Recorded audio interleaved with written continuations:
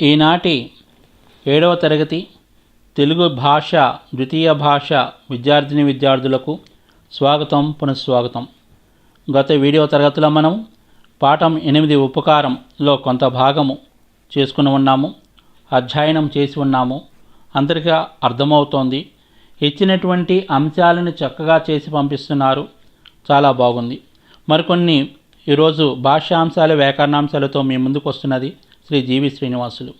అయితే పోయిన తరగతిలో మీకు ఒక టాస్క్, ఒక కృత్యం ఇవ్వడం జరిగింది.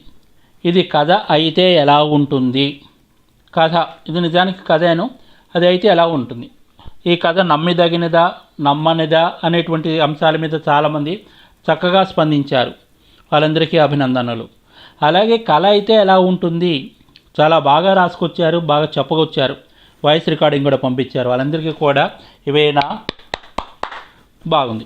అయితే ఒకవేళ కళ అయితే ఎలా ఉంటుంది, నిజానికి ఇలాంటి ఒక అద్భుతమైన చక్కటి కళలు వచ్చాయనుకోండి, తెల్లారేటప్పటికీ మళ్ళీ లేచేటప్పటికి అయ్యో నేను మళ్ళీ ఇలాగే ఉన్నానా, ఈ కొంపలోనే ఉన్నానా అనేటువంటి బాధ అనేటువంటిది కలుగుతుంది. అది మన యొక్క స్పందన, మన యొక్క ఫీలింగ్స్ అంటారు దాన్ని. కాబట్టి అదే పీడకలు అనుకోండి, అమ్మయ్య నేను క్షేమంగా ఉన్నాననేటి సంతోషపడేటువంటి సందర్భాలు కూడా ఉంటాయి కళల విషయంలో. తర్వాత విషయము మనం ఎక్కడ ఆగాము, పల్లయ్య సంతోషపడ్డాడు, తన పడవలో రత్నాల దీవికి వెళ్ళాడు. ఎవరితోటి? ముద్దు మీనుతో. అక్కడ ఏమున్నాయండి? ఔషధాలు ఉన్నాయి, ఇంకేమున్నాయి, కెంపులు అవన్నీ ఉన్నాయి. అవన్నీ కూడా ఎవరిచ్చారు? వైఢూర్యరాజు తనకి ఇచ్చాడు కదా. ఇప్పుడు చూడండి, ఆ తర్వాత ముద్దు మీను తీసుకొని పైడి మీనుల దీవికి వెళ్ళాడు పల్లయ్య. అక్కడ ముద్దు మీను పల్లయ్య తన ప్రాణాలను కాపాడాడని తల్లిదండ్రులకు చెప్పింది. తన బిడ్డ క్షేమంగా తిరిగి వచ్చినందుకు అక్కడి వాళ్ళందరూ ఆనందించారు. పల్లయ్యకు ఇదంతా ఆశ్చర్యం కలిగింది. దివ్యమైన ఔషధాలతో వింత వింత కాంతలినే ఈ లోకం చాలా బాగుంది అనుకున్నాడు. పైడిరాజు పల్లయ్యకు బంగారు శంఖాలు, గవ్వలు వంటివి విలువైనవెన్నో ఇచ్చాడు. ఆనందంతో పల్లయ్య తిరుగు ప్రయాణం అయ్యాడు. వైఢూర్యరాజు ఇచ్చినటువంటి బహుమతులన్నీ తీసుకొని తర్వాత ముద్దుమీను పైడి మీనుల దీవికి వెళ్ళాడు. అక్కడ ముద్దుమీను పల్లయ్య ఎవరో చెప్పడం జరిగింది. వాళ్ళ యొక్క తల్లిదండ్రులు ఇచ్చినటువంటివి బంగారు శంఖాలు, గవ్వలు అన్నీ తీసుకున్నాడు. ఆనందంతో పల్లయ్య ఇప్పుడు ఇంటికి తిరుగు ప్రయాణం అయ్యాడు. చాలా సుఖంగా ఉన్నాడు, ఆనందంగా ఉన్నాడు పల్లయ్య. తర్వాత పల్లయ్య ఇంటికి తిరిగి రాగానే ఇంటిల్లిపాది అతన్ని చుట్టూ చేరారు. అతను తెచ్చిన రత్నాల రాసులను చూసి ఆశ్చర్యపోయారు. ఆనందంగా అందరికీ చెప్పుకున్నారు. పల్లయ్యకు పొరుగున ఉండే ఎల్లయ్య అతనిని చూసి అసూయపడ్డాడు. పల్లయ్యలాగే తాను రత్నాలను సంపాదించాలని అనుకున్నాడు. సముద్ర తీరానికి వెళ్ళాడు, వల విసిరాడు. ఆ తర్వాత ఏం జరిగిందో మీరే చెప్పాలి. ఏం జరుగుతుంది ఇక్కడ? పల్లయ్య ఒకరికి సహాయం చేసి బహుమతులు పొందాడు. ఇంకా ఎల్లయ్య ఏమనుకున్నాడు? డైరెక్ట్గా సముద్రంలో దొంగుదాం అనుకున్నాడేమో, మరి చూద్దాం.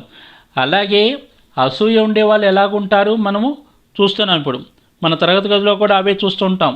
చక్కగా కష్టపడి మార్కులు సంపాదించే వాళ్ళకి అనుకూలంగా దొరికినటువంటి మార్కులు సంపాదించే వాళ్ళకి చాలా తేడాలు ఉంటాయి. ఇప్పుడు పల్లయ్య చక్కగా అన్ని రాసులు తీసుకుని వచ్చాడు కదా. మరి ఈ ఎల్లయ్య సంగతి ఎలాంటి వాడు, ఈ ఎల్లయ్య ఎలాంటి వాడు, ఇతను ఏమి చేసి ఉంటాడు అనేటువంటి విషయము మిమ్మల్ని కథ పొడిగించి చెప్పమని అడుగుతున్నాము.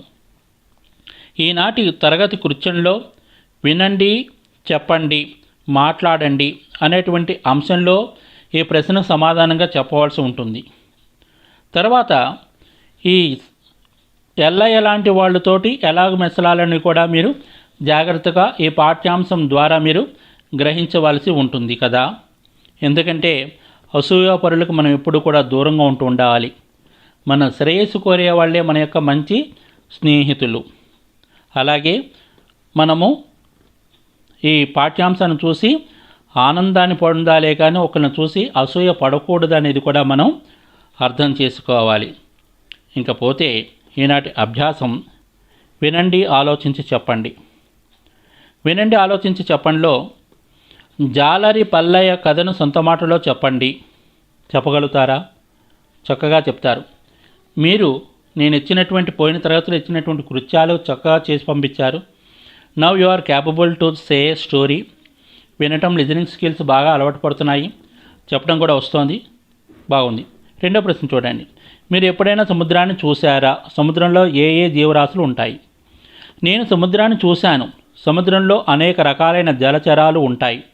ముఖ్యంగా అనేక రకాల చేపలు, తాబేళ్ళు, తిములు, తిమింగలాలు, మొసళ్ళు వగైరా ఉంటాయి.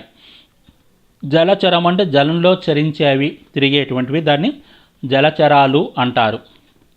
సముద్రంలో తిమింగలాలు ఉంటాయి, తిములు ఉంటాయి, తాబేళ్ళు ఉంటాయి, మొసళ్ళు కూడా ఉంటాయి అన్నమాట. మూడవ ప్రశ్న చూద్దాము.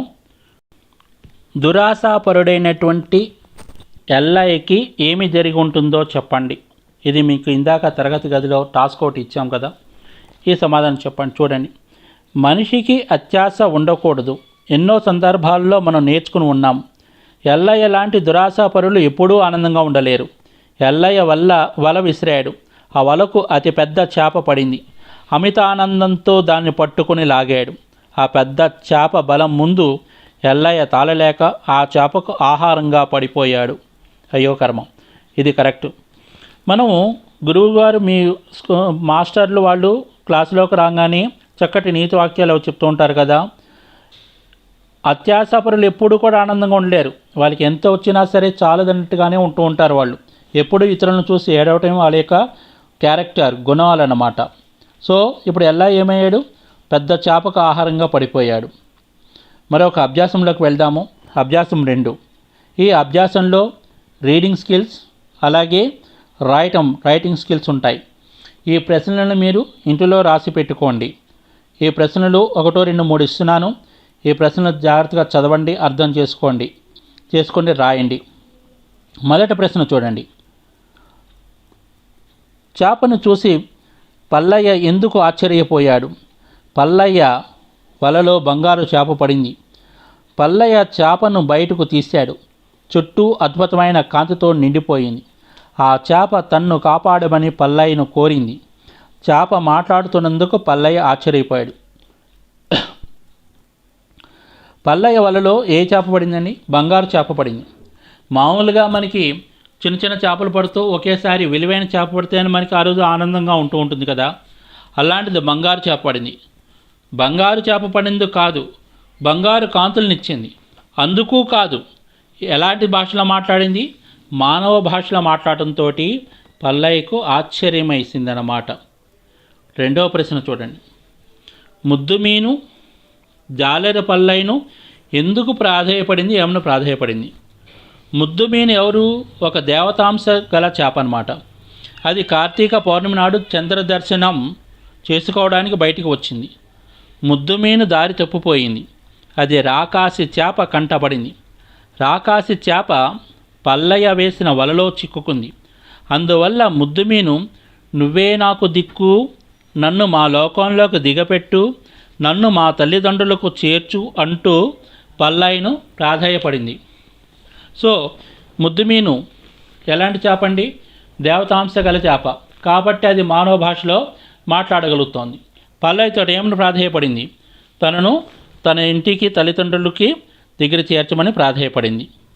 ఇంకా వ్యాకరణాంశాల్లోకి వస్తే మొదటిది అర్థాలు ఉన్నాయి. జాలరి ఇది ఒక కొత్త పదం మీకు. జాలరి అంటే చేపలు పట్టేవారు. నిరుత్సాహం అంటే దిగులుగా.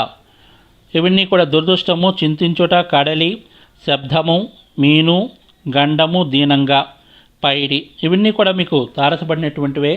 ఆల్రెడీ మన పాఠంలో చెప్పుకున్నాము. పాఠంలో ఉన్నటువంటి కొన్ని పదాలు మీకు అర్థాలు నేర్చుకున్నాం.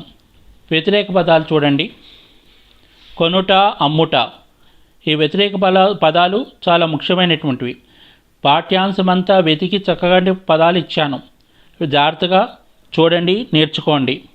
సుఖం, దుఃఖం, ఉత్సాహం, నిరుత్సాహం, అవకాశం, అనవకాశం, శబ్దం, నిశ్శబ్దం, అదృష్టం, దురదృష్టం, శాంతి, అశాంతి, నిజం, అబద్ధం, స్వీకరించు, తిరస్కరించు. కొత్త పదాలు చాలా వచ్చాయి. కొన్ని పదాలకి ఆ కానీ నా కానీ పెడితే వ్యతిరేక పదాలు వస్తున్నాయి. అలాగే అర్థాలు మారిపోతున్నాయి. ఈ పదాలను మీరు జాగ్రత్తగా గమనించి అవగాహన చేసుకుని నేర్చుకోవాలి. తర్వాతది మూడవది వచనాలు. జాలరి జాలరులు, చేప చేపలు, జీవితం జీవితాలు, చింత చింతలు, రాక్షసి ఇది యాక్చువల్గా స్త్రీలింగం, రాక్షసుడు పుల్లింగం, రాక్షసులు బహువచన లింగం. దాంట్లో స్త్రీలింగాలు పుల్లింగాలు ఇద్దరు ఉంటాయి, మాస్కులైన్ ఫిమినైన్ ఉంటాయి. దేవత దేవతలు, మనిషి మనుషులు, రత్నం రత్నాలు, అబద్ధం అబద్ధాలు, ప్రాణం ప్రాణాలు. సామాన్యంగా వచనాలప్పుడు మీకు ఒక అభిప్రాయం ఉంటుంది, లూ చేరుస్తా సరిపోతుందని. చాలా తప్పది. కొన్ని చోట్ల దీర్ఘాలు ఉంటాయి, కొన్ని చోట్ల లూ వచ్చి చేరుతూ ఉంటుంది. ఇది జాగ్రత్తగా గమనించి వచనాలను మీరు నేర్చుకోండి. సొంత వాక్యాలు. అద్భుతం, నిన్ను మా పట్టణంలో మంచి అద్భుతం జరిగింది. వేడుకొను, అందరూ క్షేమంగా ఉండాలని నేను భగవంతుడిని వేడుకుంటున్నాను. నిరుత్సాహం, మనిషికి అత్యాశ నిరుత్సాహాన్ని కలిగిస్తుంది.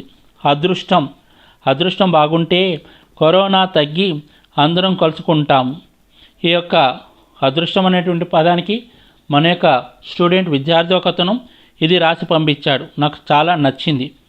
క్షమించు, నేను చేసిన తప్పును మా తల్లిదండ్రులు నా మీద దయతో క్షమించారు. మన్నించు, రెండు ఒకటే పదాలు. చేసిన తప్పులను మన్నించమని వేడుకున్నాను.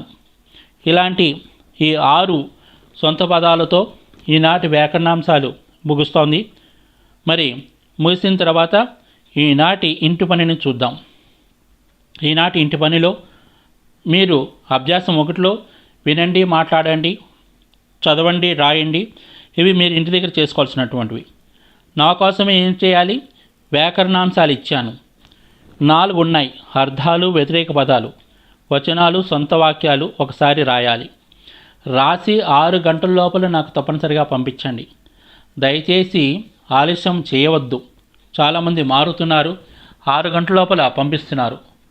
పంపించడం వలన నాకు కొంచెం సహకరించిన వారు అవుతారు. ఎందుకంటే రాత్రి అయ్యేటప్పటికి మేము రేపటి యొక్క క్లాసుల యొక్క ఇవి మేము తయారు చేసుకుంటూ ఉండటంలో కొంచెం బిజీగా నిమగ్నమైపోయి ఉంటాము. దయచేసి 6 గంటల లోపల పంపించడానికి ప్రయత్నం చేయండి. ఈ తరగతి ఇంతటితో సమాప్తము. వచ్చే తరగతిలో మనము మీకు పునశ్చరణ కార్యక్రమంలో కలుద్దాము. అంతవరకు శుభం భూయాత్. సర్వే జనాః సుఖినో భవంతు.